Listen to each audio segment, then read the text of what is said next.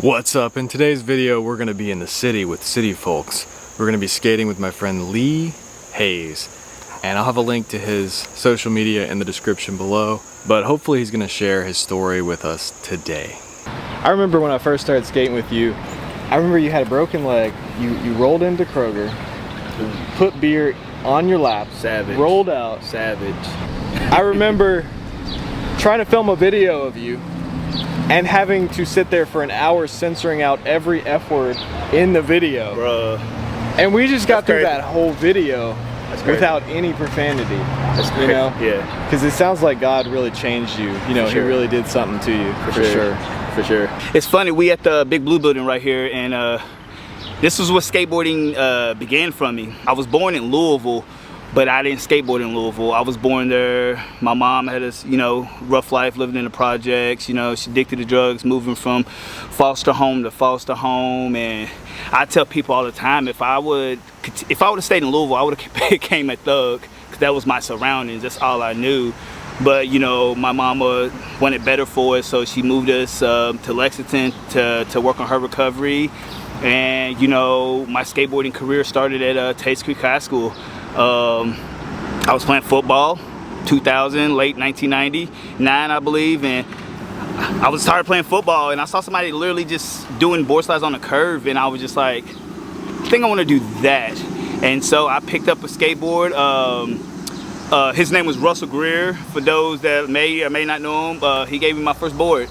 Fast forward in my mid-20s, I started a company with somebody, with my buddy named Lamar Ride City. We traveled around the country and started games of skate, but spell out your city, Ride City. You know, it was an amazing concept. But you know, through that aspect of me doing that, and this is pre-internet. It was 2003, 2004, 5, 6, 7.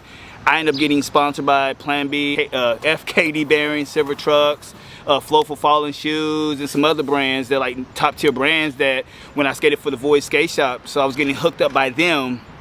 And so that's when my head got big. I thought I was the man, getting Flow, getting all this stuff from these companies. I thought, and this was pre-internet. You know, I tell people they got this in IG and TikTok now. If I had that back in the day, I'd probably have 1 million followers. But I did all of that. You know, my head was big. I was skating, so I was getting product. And this is where stuff got really bad in my life. Probably like late 2008, 2009, I was getting product for the Void. In my head, you know, I did invoices. And you know, I felt like I wasn't getting what I wrote down on the invoices when it was MySpace. And I was taking stuff from actually the Void Skate Shop. And so when I was stealing from Void Skate Shop. I was young and I was like, this is mine. And that's where my head went to. And like, you know, I ended up just taking stuff from the Void. And yeah, so me stealing from the Void Skate Shop really kind of like ended my skate career. Reed Smalls, you know, told him that I was a thief and all this, and which I was at the time. In my head, I had to get it how I lived, and it was me getting my boards and my stuff back. So after I got kicked off the Void, lost all my sponsors for stealing, that's when alcohol became my friend, because like a lot of people in Lexington like kind of like turned on me, and so this was when I was like 24 to like 29, and I was lost out here like skating for no purpose. I had no sponsors. It sucked.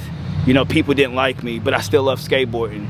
You know, like, and then I got stuck into the party scene because people didn't like me because I was a thief. I was labeled as a thief. And so I had to deal with that and had to go through that, because in my head I thought I was doing it for me, but in retrospect I was stealing. So it took me down a real dark path of just drugs and alcohol and partying. You know, I stopped skateboarding, had a son, thought that was gonna get my life together, which it didn't. It made me drink more and more because I didn't know who I was. I lost my identity because I didn't have no sponsors. That's what skateboarding was back in the early 2000s, getting sponsored. So flash forward in my mid-30s, I'm at Woodland. And Woodland is where it's like when you're 30, 35 years old plus at Woodland, that's when you're like, dude, what are you doing? Like, what are you doing with yourself? Like, I'm not Lee Hayes, I'm just some 30-year-old man at the skate park. And that's when I drink more, and instead of beer, it was going to vodka. And flash forward to 2019, you know, on my 35th birthday, I believe, you know, I was overly drunk and snapped my leg, snapped my tibia, my fibia, my ankle. But that didn't stop me from drinking because I was too dedicated to this alcoholic stuff. So even though when I broke my leg and laying there in pain, I sat there for 4 or 5 hours to finish a 12-pack of beer. I called my niece and she drove me to the hospital, and at that time they was gonna amputate my leg because they didn't think they was gonna be able to fix it, because for one, I was wasted, so they thought I was some bum on the street, so they was gonna chop me off and throw me back out to the streets. It was crazy. And I was like, no. So they just splint my broken leg. Dude, if you ever break your leg, you feel your bones moving, stuff's crazy. It hurts. So I'm driving back down to Lexington, and you know, the doctor told me she can save my leg, so I had to get multiple surgeries to save my leg, and they let me back to Woodland again. Then I sat at Woodland again with a broken leg. My best friend, mind you, this my best friend Jesse Boone recently just killed herself too. That's how like I was so distraught from that. That's why my leg snapped. I couldn't focus on nothing at all. Jesse Boone committed suicide, tore me apart. Bestie, like he was my black skate friend. Like everybody knows you're a black skater, you got that. Yeah, we homies. So Jesse Boone, and he was way cooler than me, even though I was older than him. So I looked up to him, and when he took his life, yo, I was out of here. Get emotional. I was out of here. Like I didn't have no existence no more. Like I didn't have a relationship with my kids, my mom. Only person I had a relationship was that made sense to me was Jesse. So when he killed himself and I broke my leg, I'm sitting at Woodland. I was done. But before I decided to take my life, I called 3 people. I called my mama. I just wanted to hear her voice and ask what does she think about me now, you know, as her son. Because of course I thought I was a failure. I called Brooks Shupin. He told me how his brother Zach got help, and if my brother can do it, you can do it too. So I'm crying on the phone with Brooks. And then I called my pastor, John Rowe. That's a good friend of mine to this day. There was enough energy that I needed to not take my life a day. And I went down to UK hospital, and I called my mom. She picked me up. My last drink was a 6-pack of Natty Ice and a pint of vodka. And I sat in the parking lot of the hospital and cried. Like I'm getting emotional because like I cried because that was I knew that was my last drink, and I didn't know what. My bad. I didn't know what was gonna happen, and like I'm getting emotional because like the life I'm living today, I didn't like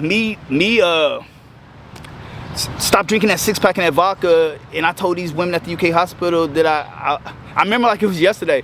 It was just like I told them I was gonna die if I don't stop drinking. And I knew I was gonna die if I didn't stop drinking, man.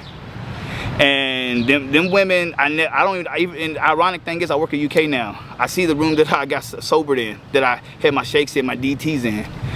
And I got sober there, and it's just one of those things that like, I didn't know what was gonna happen, but I went to Stepworks Rehab for 30 days. And I'd never been sober that long, and I was so happy to be sober for 30 days. And then 30 days went to 90, and then 90 days went to 11 months, and then 11 months is the year. And you know, I still had a broken leg, and I started my company Involved because I still love skateboarding. My bad. I still love skateboarding. And it's like this brand, you know, represent who I am as a person.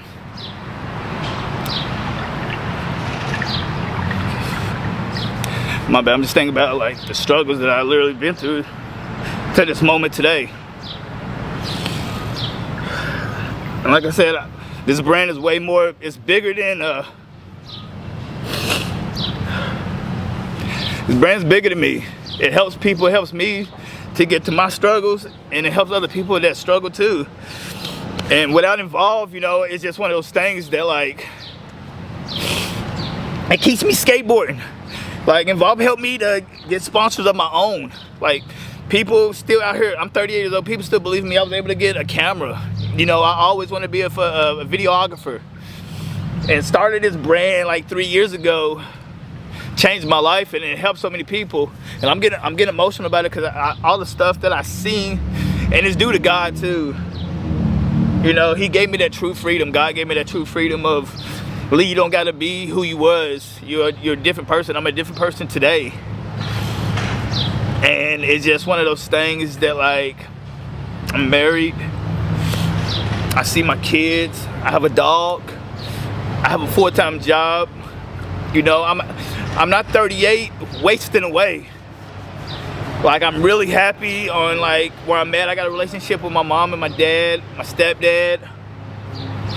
You know, and it's just due to, like, not giving up on myself. And I'm emotional because 3 years ago I was gonna take my life because I didn't think I had a life to live no more. But it's just one of those things that, don't give up on yourself out there, man. People love you. I love you. People need you. And like, I go to these skate parks. I go to Hazard, Kentucky, Estill County. I go to all these small, Georgetown. You know, they're building a skate park because I said something. Like, and it's not me. It's like just hope. I give people hope, and they give me hope. And people gave me hope. That's why I'm sitting here talking to you, because somebody gave me hope and believed in me. And like, Evolve is just, that's what that represents. It's more than just a brand. It's just, it's hope.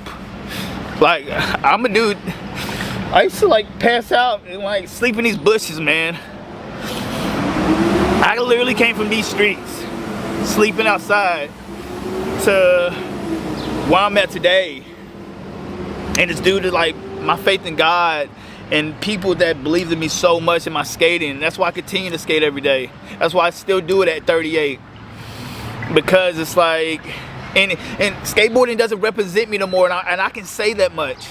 I can say skateboarding, like, I know who I am as a person now. You know, due to me finding God and my wife, and then the people around me helping me grow as a man, and just, it's just like I'm just where I'm at today as a person, as a human.